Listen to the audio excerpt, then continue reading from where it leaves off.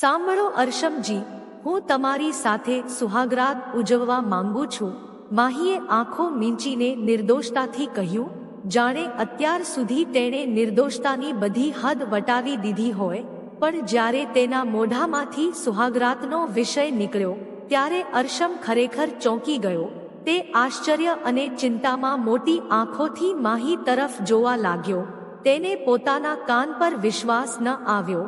તે શું કહ્યું? ફરી એકવાર કહે.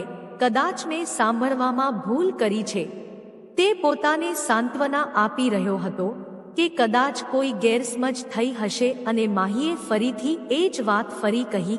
હું કહી રહી હતી કે આજે આપણા લગ્ન થયા છે, તેથી લગ્ન પછી આપણે પણ સુહાગરાત ઉજવવી પડશે.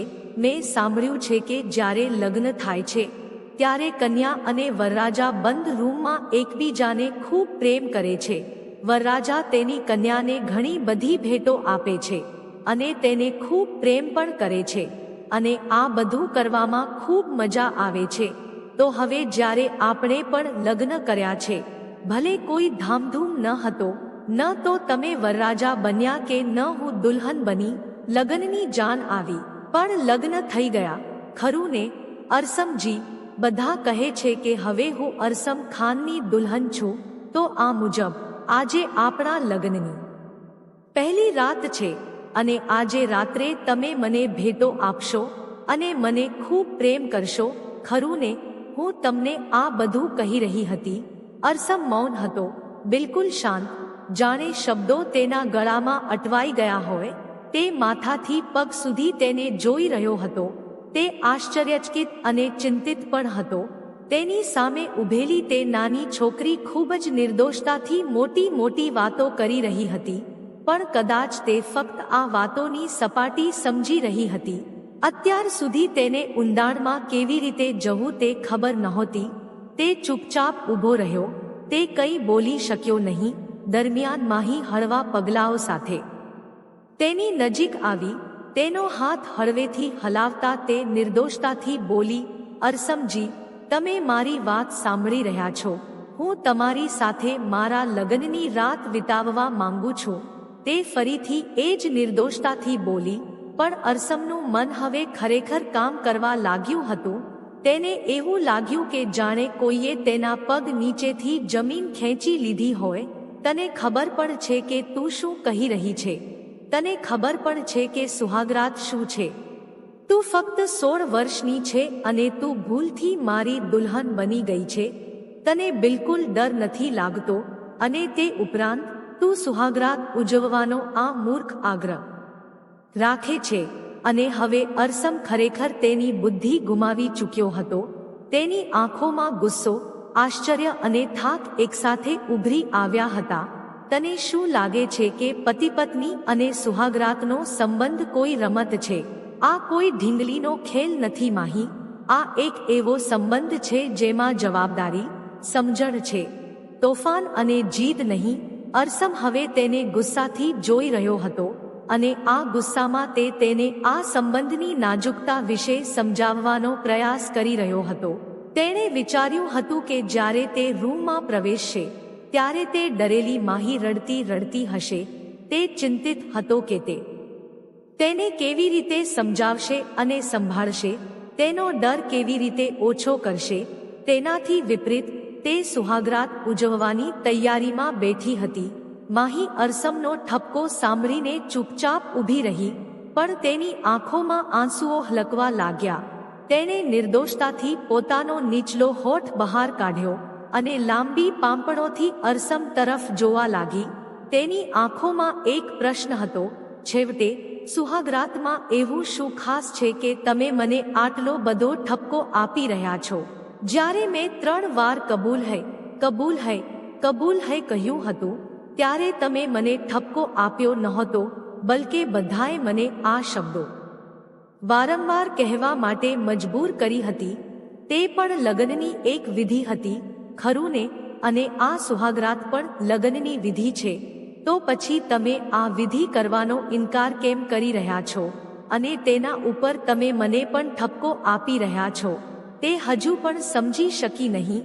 તેણે આ વિશે વિચાર્યું પણ નહીં અને આ વિશે પૂછ્યું લીધું, અને આ પ્રશ્ન ફરીથી અરસમના હૃદયમાં આગની જેમ ઘૂસી ગયો.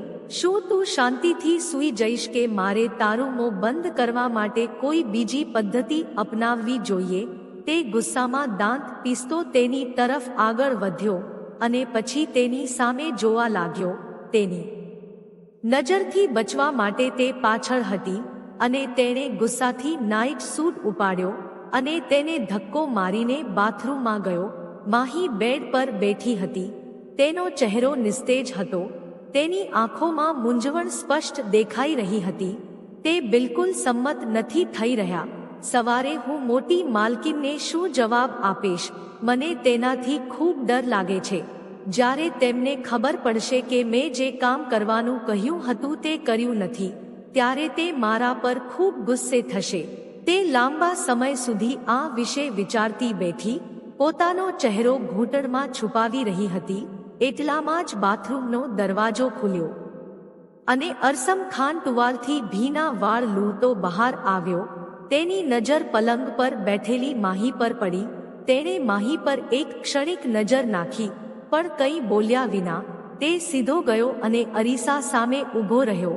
તું હજુ સુધી સૂઈ નથી? તેણે બેદરકારીથી કહ્યું, જાણે કંઈ થયું જ ન હોય, જાણે તેને કંઈ લાગ્યું જ ન હોય. તેના હૃદયમાં થોડી રાહત થઈ કે કદાચ સુહાગરાતના જીવાણુ તેના મનમાંથી નીકળી ગયા છે. પણ આ તેની સૌથી મોટી ગેરસમજ હતી. માહીની આંખોમાં હજુ પણ એ જ નિર્દોષ ઈચ્છાઓ તરતી હતી. તે હજુ પણ તે ક્ષણમાં ફસાઈ ગઈ હતી. તેના પ્રશ્નને અવગણીને તે ધીમે ધીમે તેની પાછળ આવીને ઊભી રહી. 6 ફૂટથી વધુ ઊંચાઈ, તીક્ષ્ણ નાક, ભીના વાળ જે ટુવાલથી ઘસવાથી આમતેમ વિખેરાઈ ગયા હતા.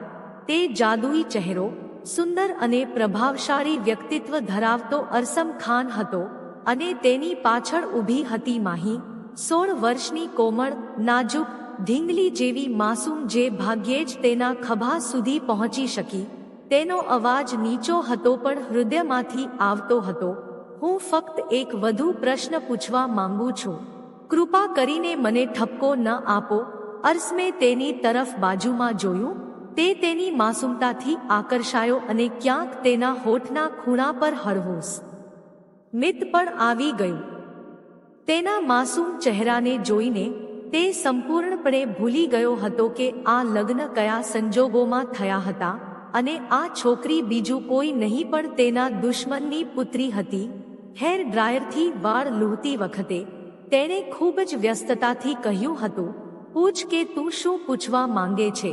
શું સુહાગરાત ઉજવવી ખૂબ મુશ્કેલ છે? જો આપણે બંને સાથે મળીને કરીએ તો તે ઝડપથી થઈ જશે. કૃપા કરીને કરો. તમારી માતાએ કહ્યું હતું કે તમારી સાથે લગ્ન કરવાના છે અને લગ્ન પછી મારે સુહાગરાત પણ ઉજવવી પડશે. તે ભયભીત સંમતિમાં આંગળીઓ ચપટીને આ કહી રહી હતી અને આ વખતે અરસમ ખાન મનમાં ખૂબ જ હળવાશ અનુભવી રહ્યો હતો. તેને સ્નાન કરવાથી એક નવી તાજગી મળી હતી, પણ માહીના પ્રશ્ને ફરીથી તેનું મન પાગલ કરી દીધું હતું. તેણે હેડ ડ્રાયર ટેબલ પર પછાડી મૂક્યું હતું અને પાછળ ફરીને માહીને તેના ખભાથી પકડી લીધી હતી. આ સુહાગરાતનું ભૂત જેણે તારા મન પર કબજો જમાવ્યો છે, આ ભૂતને બહાર કાઢવું પડશે. હું સુહાગરાત એવી રીતે ઉજવીશ કે તું તેને આખી જિંદગી યાદ રાખશે. આટલું કહીને તેણે પોતાનો શર્ટ ઉતાર્યો અને માહીને એક જ ઝટકામાં સીધી પલંગ પર ખેંચી ગયો. તે તેના પર ઝૂકી ગયો. જ્યારે અચાનક તેની નજીક આવી ગયો ત્યારે માહીએ થોડી ચીસ પાડી. તેણે ગભરાઈને અરસમ તરફ જોયું. તમે શું કરી રહ્યા છો? જ્યારે તે કંઈ સમજી શકી નહીં ત્યારે તેણે પૂછ્યું. જ્યારે અરસમે તેના નરમ ગુલાબી હોઠ પર આંગળી મૂકી અને તેને ચૂપ રહેવાનો સંકેત આપ્યો અને તે પોતે તેની ગરદન પર ઝૂકી ગયો. અરસમના ગરમ હોઠ માહીની નાજુક ગરદનને સ્પર્શતા જ તેના આખા શરીરમાં એક વિચિત્ર ઝણઝણાટની લાગણી ફેલાઈ ગઈ. તે કોઈ પુરુષના આ સ્પર્શથી અજાણ હતી. તેના શરીરની નસોમાં વહેતો હળવો નશો તેને ખૂબ જ બેચેન બનાવી રહ્યો હતો. તેનું હૃદય તેની પાંસળીઓમાંથી બહાર નીકળવા જઈ રહ્યું હતું. તે સમજી શકતી ન હતી કે આ બધું શું છે. તેનું નાજુક અસ્તિત્વ તેના ગરમ શ્વાસમાં પીગળી રહ્યું હતું. તે તેના ચહેરા તરફ ઝૂક્યો હતો. તેમના હોઠ વચ્ચે ફક્ત થોડા ઇંચનું અંતર હતું અને માહી ખૂબ જ ગભરાઈ ગઈ. તે ધ્રુજતા હોઠ જોઈને અરસમ સ્તબ્ધ થઈ ગયો, પણ ટૂંક સમયમાં તેણે પોતાની જાતને કાબૂમાં રાખી. આ નરમ ગરમ સ્પર્શ ફક્ત અરસમનો હતો, અને તે પણ તેની કાયદેસર પત્નીના અસ્તિત્વ પર જેના પર તેનો સંપૂર્ણ અધિકાર હતો. પરંતુ તેની નાની ઉંમરને કારણે તે તેની નજીક જઈ શકતો ન હતો. પરંતુ આજે રાત્રે તેને પાઠ ભણાવવો અને તેને સમજાવવી ખૂબ જ મહત્વપૂર્ણ હતું. નહીંતર આ છોકરી દરરોજ રાત્રે તેનું જીવન દુઃખી કરશે. બીજી જ ક્ષણે ઊંડો શ્વાસ લેતા અરસમે માહીના કપાળ પર તેના હોઠ મૂક્યા. પછી ધીમે ધીમે તેના કાનની પટ્ટી પર ચુંબન કર્યું. માહી તેની થોડી વધતી દાઢીના ચુંબનથી ડરી ગઈ હતી. અરસમના હોઠનો એ વિચિત્ર સ્પર્શ તેને બેચેન બનાવી રહ્યો હતો. તે પોતાનામાં જ સંકોચાઈ રહી હતી. તેને કેવી રીતે ખબર પડી કે લગ્નની રાત એવી રીતે ઉજવવામાં આવે છે કે પતિ આટલો નજીક આવે છે? જ્યારે અરસમે તેના નાના નાક પર હોઠ મૂક્યા ત્યારે તેણે ડરથી આંખો બંધ કરી દીધી. તેનું હૃદય જોરથી ધબકવા લાગ્યું. આ તેના જીવનમાં પહેલી વાર હતું કે તેના પિતા અને ભાઈ સિવાય કોઈ પુરુષ તેના જીવનમાં આવ્યો હતો, અને તે પણ તેના પતિ તરીકે જે હવે તેનો હક છીનવી લેવા માટે સંપૂર્ણપણે તૈયાર હતો. માહીના શરીર પર તેના સ્પર્શની હૂંફ ફેલાવતા અરસમ તેની ખૂબ નજીક આવી રહ્યો હતો, અને માહી તેના હોશ ગુમાવી રહી હોય તેવું લાગતું હતું. માહીના સુંદર નાજુક શરીરને જોઈને એક ક્ષણ માટે અરસમ ભૂલી ગયો કે તેની પાસે ફક્ત અને ફક્ત માહીને ડરાવવાનું છે. તેણે તેની ખૂબ નજીક જવાનું નહોતું. તેણે હમણાં કોઈ સંબંધ શરૂ કર્યો નહોતો. લાગણીઓથી કાબુ બહાર હોવાથી તેણે માહીને દાંતથી થોડો દુખાવો પણ આપ્યો હતો. માહીએ નિસાસો નાખ્યો. પછી અરસમે પોતાનો ચહેરો પોતાની તરફ ફેરવ્યો અને તેના ગરમ હોઠ તેની ગરદન તેમજ તેના ગળા અને તેના કોમળ હૃદયના ધબકારા પર રાખવા લાગ્યો. માહીની હાલત કાબુ બહાર થઈ રહી હતી, જ્યારે તેની સુંદરતા અરસમને વધુ પાગલ કરી રહી હતી. માહીની આંખોમાં આંસુ આવી ગયા હતા. તેના કોમળ શરીર પર તેના હોઠની છાપ છોડીને અરસમે માહીના ચહેરા તરફ જોતા જ તે અચાનક ભાનમાં આવ્યો. અરસમની નસોમાં શર્મની ઊંડી લાગણી ભરાઈ ગઈ. તે એક ઝટકા સાથે તેનાથી દૂર ગયો. પલંગ પરથી નીચે ઉતરીને તેણે ફ્લોર પર પડેલો દુપટ્ટો ઉપાડ્યો અને માહી તરફ લંબાવ્યો. આ દુપટ્ટો લે. તેનાથી તારી જાતને ઢાંકી દે અને પોતાને ઠીક કર.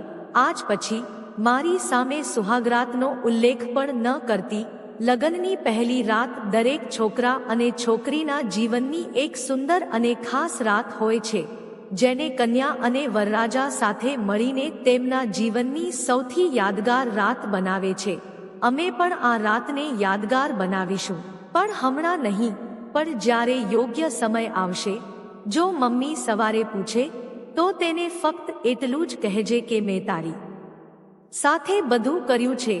આ વાક્ય પછી તારે એક પણ શબ્દ બોલવાની જરૂર નથી. તે પોતે બધું સમજી જશે. આટલું કહીને તે સીધો ગયો અને સોફા પર સૂઈ ગયો. જ્યારે માહી ધ્રુજતી હતી અને ધાબળામાં છુપાઈ રહી હતી, હકીકતમાં તેણીએ ધાબળો તેના માથા સુધી ખેંચી લીધો હતો અને પોતાને સંપૂર્ણપણે છુપાવી દીધી હતી. હમણાં અરસમે તેની સાથે જે કંઈ કર્યું તે તેના માટે ખૂબ શર્મજનક હતું.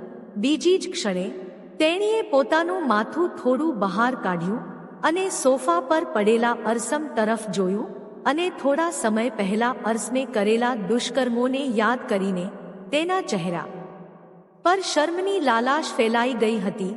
તેણીને હજુ સુધી લગ્નનો અર્થ પણ ખબર નહોતી. દેખાવ અને સંબંધોની ગંભીરતા તેને કોણ સમજાવે? તેનું હૃદય ખૂબ જ ઝડપથી ધબકતું હતું. એક વિચિત્ર ડર હતો, જેમાં મીઠી ગલીપચી પણ હતી. તેણીને અરસમનો સ્પર્શ ખૂબ ગમતો હતો. તે ફક્ત 16 વર્ષની હતી અને અત્યાર સુધી ફક્ત તેની ઢીંગલીઓ સાથે જ રમતી હતી. તે આખી બપોરે પડોશના બાળકોને ભેગા કરતી અને હવેલીમાં ક્રિકેટ રમતી અથવા ઝાડ પર ચઢીને કાચા જામફળ તોડતી અને ખાટા અને મીઠા ફાલસા ખાતી. જીવનના આ ગંભીર પ્રશ્નોનો કોઈ ઉકેલ તેને ખબર નહોતો, પણ એક જ ઝાટકે બધું બદલાઈ ગયું હતું. કોઈ બીજાએ ગુનો કર્યો હતો અને માહીને સજા મળી અને સજા તરીકે તેને અરસમ ખાનની દુલ્હન બનાવવામાં આવી. તેના જ લોકોએ તે નિર્દોષ માહીને દગો આપ્યો હતો. તેના પરિવારના સભ્યોને યાદ કરીને માહીની આંખો આંસુઓથી ભરાઈ ગઈ, પણ આખો દિવસ થાકીને તે થાકી ગઈ હતી. વિચારીને પોતાને વધુ પરેશાન કરવાને બદલે તેણે આંખોમાંથી આંસુ લૂછી નાખ્યા અને સૂઈ ગઈ. થોડી વારમાં તે ગાઢ નિંદ્રામાં હતી. જ્યારે સોફા પર પડેલો અરસમ તેના ચહેરા તરફ જોઈ રહ્યો હતો. આ છોકરીને આવ્યાને એક દિવસ જ થયો હતો, પણ તે તેને પોતાની તરફ ખેંચવામાં ખરાબ રીતે સફળ રહી હતી. ઊંઘમાં તેના ચહેરા પર વાળ વિખરાયેલા હતા અને તેની માસુમિયત જાણે કોઈ વાર્તા કહી રહી હતી. તેના કપાળ પર ઈજાના નિશાન હતા. ગઈકાલે અરસમની માતાએ તેને જે ઈજા આપી હતી તે જ ઈજા. નવી વહુનું આ રીતે સ્વાગત કરવામાં આવ્યું, લાતો, મુક્કા અને થપ્પડથી. પણ અરસમે વચ્ચે આવીને તેને બચાવી લીધી હતી. ગઈકાલનો દ્રશ્ય યાદ આવતા જ અરસમના મનમાં ઘૂમરાટ થવા લાગ્યો. તેની નસોમાં ગુસ્સો દોડી ગયો. તે અચાનક ઉઠ્યો અને રૂમની બહાર નીકળી ગયો. જ્યારે માહી હજુ પણ ગાઢ ઊંઘમાં હતી. તેને ખબર નહોતી કે તેનો પતિ શું કરી રહ્યો છે અને ક્યાં ગયો છે. તે ફક્ત તેની માતાને યાદ કરી રહી હતી. તે તેના આંસુઓથી ચિંતિત હતી, જે યાદ કરીને તે સૂઈ ગઈ. માહીની હજુ ઘણી પરીક્ષાઓ બાકી હતી, જે તેણે સફળતાપૂર્વક પાસ કરવાની હતી. મારી વાત સાંભળો. માહીએ તેનો ખભા પકડીને તેને હલાવ્યો. જ્યારે તેણે મુશ્કેલીથી તેની ઊંઘતી આંખો ખોલી અને તેની તરફ જોયું, તો તે તેની સામે જ ઊભી હતી. તેના યુવાન ચહેરા પરની માસુમિયત ખૂબ જ સુંદર દેખાતી હતી. તેની મોટી આંખો ઝબકાવતા તે અરસમને પોતાની તરફ ખેંચી રહી હતી. જ્યારે તેણે સામે ઘડિયાળ તરફ જોયું, ત્યારે સવારના 3 વાગ્યા હતા. તે વાગ્યે જ સૂઈ ગયો હતો. અરસમની ઊંઘ અચાનક ઉડી ગઈ. હા, મને કહે શું વાત છે. તે આંખો ઘસતો ઉઠ્યો અને તેની તરફ જોવા લાગ્યો.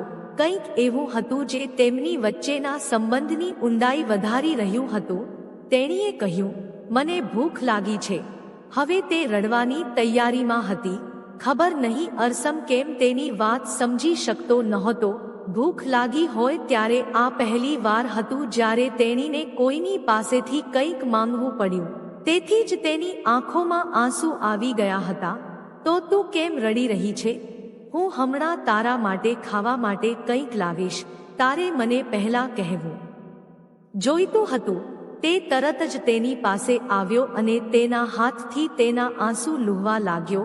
અરસમ રસોડામાં આવ્યો અને તેના માટે ખાવા માટે કંઈક શોધવા લાગ્યો. પણ રસોડામાં ખોરાકના નામે કંઈ નહોતું અને આ કોઈ નવી વાત નહોતી. રાતનું બચેલું બધું જ નોકરોને આપવામાં આવતું હતું અને સવારે તાજું ભોજન તૈયાર કરવામાં આવતું હતું. તેને રસોઈ કેવી રીતે બનાવવી તે આવડતું ન હતું. તેથી તેણે બધા ફળોના નાના ટુકડા કરી એક બાઉલમાં મૂક્યા. તેણે ઉપર ક્રીમ, ચાટ મસાલો અને થોડું મીઠું ઉમેર્યું અને રૂમમાં પાછો આવ્યો. જો મને રસોઈ કેવી રીતે બનાવવી તે આવડતું નથી, પણ હું તારા પેટ ભરવા માટે કંઈક લાવ્યો છું. જ્યારે માહીએ તે ફળની ચાટ જોઈ ત્યારે તે ખૂબ ખુશ થઈ ગઈ. અરસમજી, મને આ ખૂબ ગમે છે. પપ્પા જ્યારે પણ શહેરમાં જતા ત્યારે તેઓ ચોક્કસપણે મારા માટે તે લાવતા અને હું તે મેળવવાનો આગ્રહ રાખતી. તેમાં ઘણા બધા ફળો હતા. તેણીએ ખુશીથી અરસમને ગળે લગાવતા આ કહ્યું. જ્યારે અરસમ ત્યાં સ્તબ્ધ થઈને ઊભો રહ્યો. તેના નરમ અને દયાળુ હાથોનો સ્પર્શ તેના સળગતા હૃદય પર ઠંડા પવનની જેમ વરસી રહ્યો હતો. તે ક્ષણે હૃદયે એક અપ્રમાણિક કામ કર્યું હતું. તેણે માથું નમાવ્યું અને તેની ગરદન પર ચોંટી રહેલી નાની માસૂમ છોકરી તરફ જોયું. કોણ જાણે ગઈકાલથી અત્યાર સુધી તેના પર કેટલી બધી આફતો તૂટી પડી છે. તેના ગળામાં હાથ બાંધીને અરસમે તેના કપાળ પર તેના હોઠ મૂક્યા. હવે ફળોની ચાટ જલ્દી પૂરી કર અને પછી સૂઈ જા. મારે પણ સવારે સમયસર ઉઠવાનું છે. તે આરામથી તેને જોઈ રહ્યો હતો.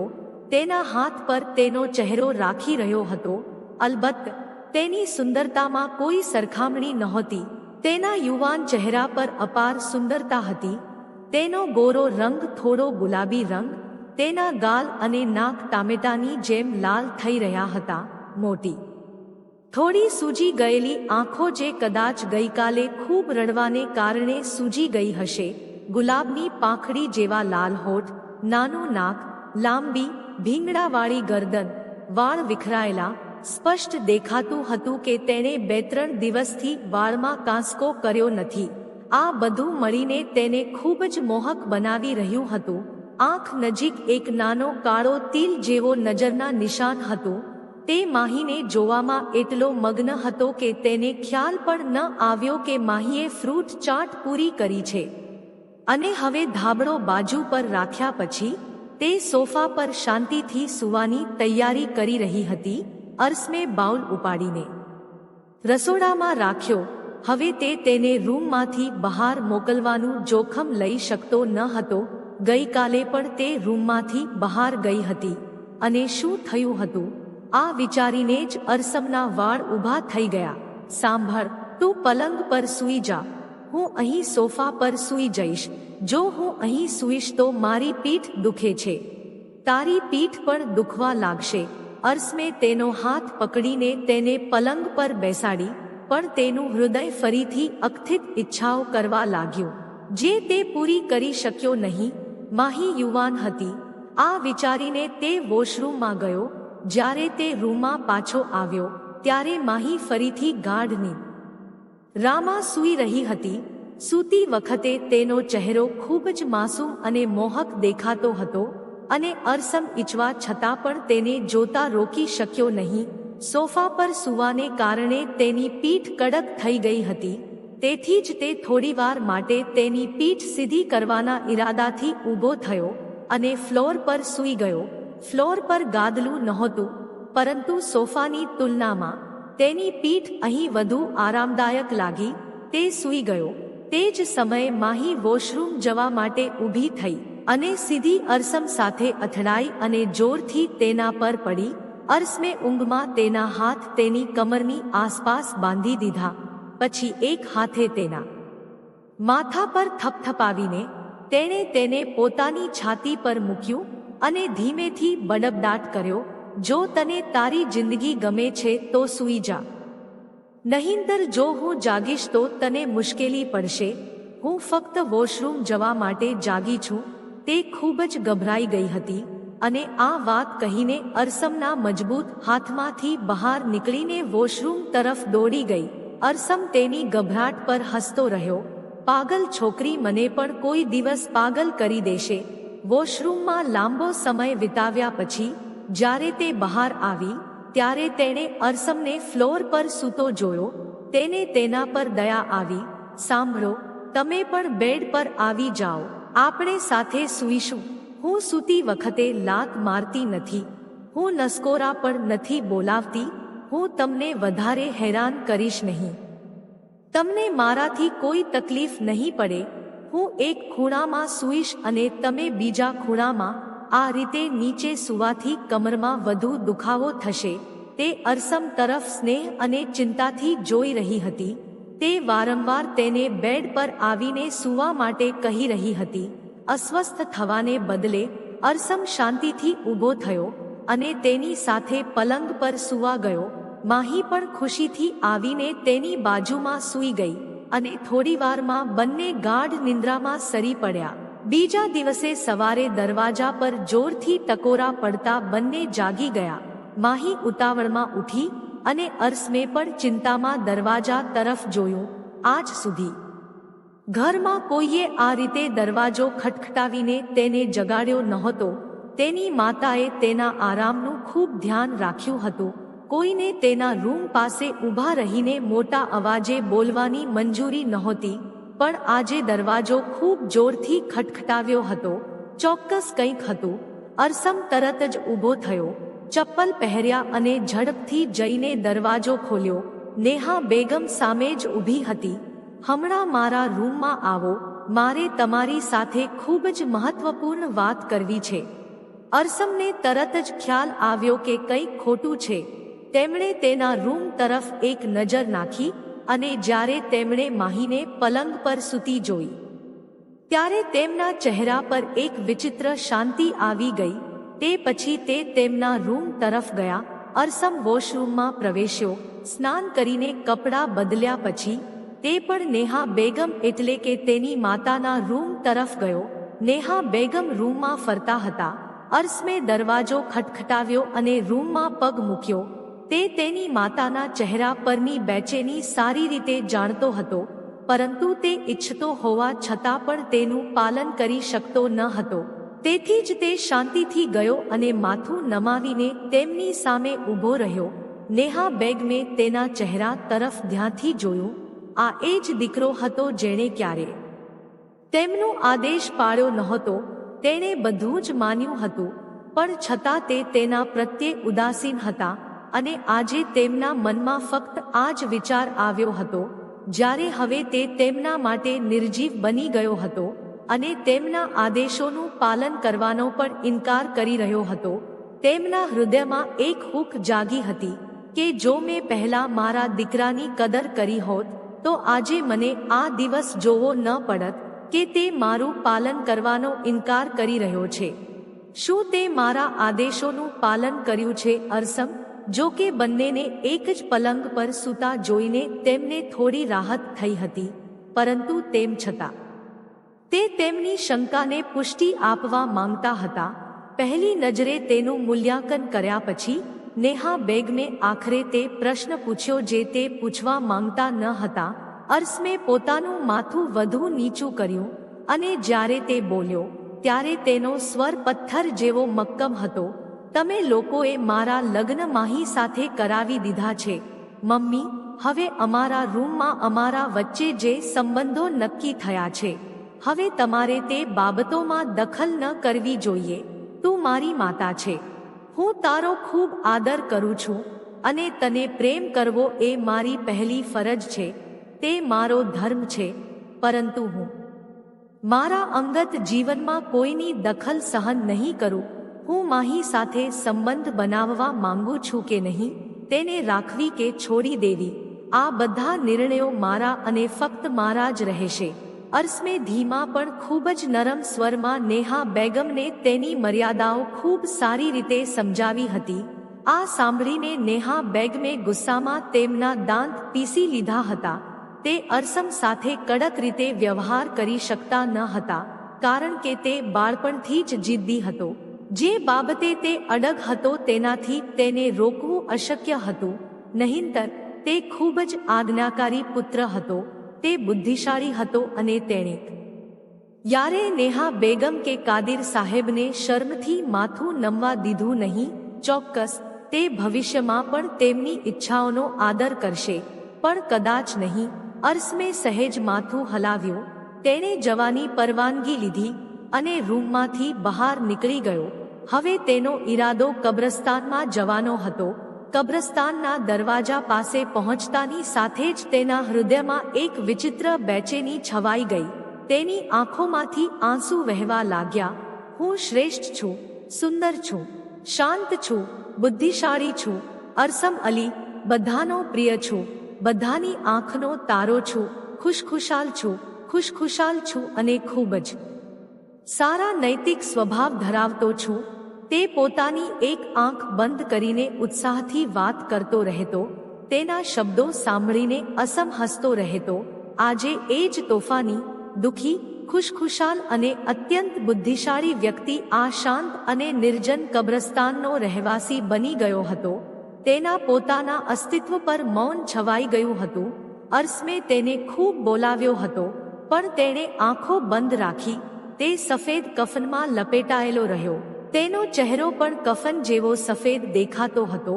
તેના ચહેરા પર એક અલગ જ સ્મિત હતું. અર્સમે આંખો ચુસ્તપણે બંધ કરી દીધી હતી. તે આખી જિંદગી આ દ્રશ્ય ભૂલી શકશે નહીં. તેને અહીંથી પાછા ફરવાનું મન થયું, પણ ધીરજને હથિયાર તરીકે વાપરીને તે ધીમે ધીમે કબ્રસ્તાનમાં પ્રવેશ્યો. તાજી ખોદેલી કબર પાસે રોકાઈને તેણે ફાતિહા વાંચી. પછી તે જમીન પર બેસી ગયો અને કબરની ભીની માટીને ચાહવા લાગ્યો. તે માટીને ખૂબ પ્રેમથી ચાહતો હતો, જાણે તેના ખોળામાં કોઈ નાનું માસૂમ બાળક હોય. જો તેની સાથે થોડી પણ કઠોરતા બતાવવામાં આવે તો તે ભાંગી પડે. કબ્રસ્તાનમાં લાંબો સમય વિતાવ્યા પછી અરસમ ખૂબ જ ભારે હૃદય સાથે ઉઠ્યો. તે ઘરે આવ્યો. બપોરના લગભગ 2 વાગ્યા હતા.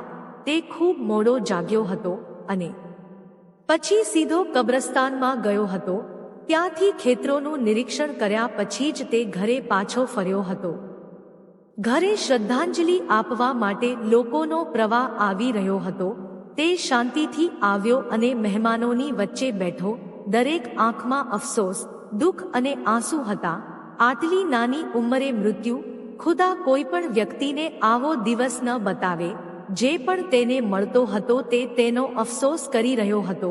દરેક વ્યક્તિ આ દુઃખમાં સમાન રીતે ભાગીદાર હતો અને તે ખૂબ જ પ્રેમાળ અને સંભાળ રાખનાર વ્યક્તિ હતો. એવું કોઈ નહોતું જેની સાથે તે દયાળુ અને ઉદાર ન રહ્યો હોય. મુલાકાતીઓનો પ્રવાહ સાંજ સુધી ચાલુ રહ્યો. રાત્રે થોડો સમય મળતા જ અરસમ ઊભો થઈને ઘરે આવ્યો. તેને ખૂબ જ માથાનો દુખાવો થતો હતો. તે સોફા પર બેઠો અને ધીમે ધીમે માથું દબાવવા લાગ્યો. ત્યારે રસોડામાંથી એક છોકરીની ચીસો તેને હચમચાવી ગઈ. થોડીવારમાં તેણે ઓળખી કાઢ્યું. તે માહીની ચીસો હતી. શું થઈ શકે? આટલું કહીને તે ઝડપથી રસોડા તરફ દોડી ગયો, પણ સામેના દ્રશ્યે તેની આંખો આશ્ચર્યથી પહોળી કરી દીધી. આખો ફ્લોર કાચા ચોખાથી ભરાઈ ગયો હતો. ચોખામાંથી નીકળતું ઉકળતું પાણી પણ ફેલાઈ ગયું હતું. એક બાજુ માહી તેનો પગ પકડીને બેઠી હતી અને રડી રહી હતી. તેણે તેના હોઠ હાથથી દબાવી રાખ્યા હતા, જેથી તેની ચીસો બહાર ન પહોંચે. અરસમ તરત જ આગળ વધ્યો અને તેને ખોળામાં લઈ લીધી અને તેને બહાર લિવિંગ રૂમમાં લઈ ગયો. તેણે તેને સોફા પર બેસાડી અને તેનો પગ તપાસવા લાગ્યો.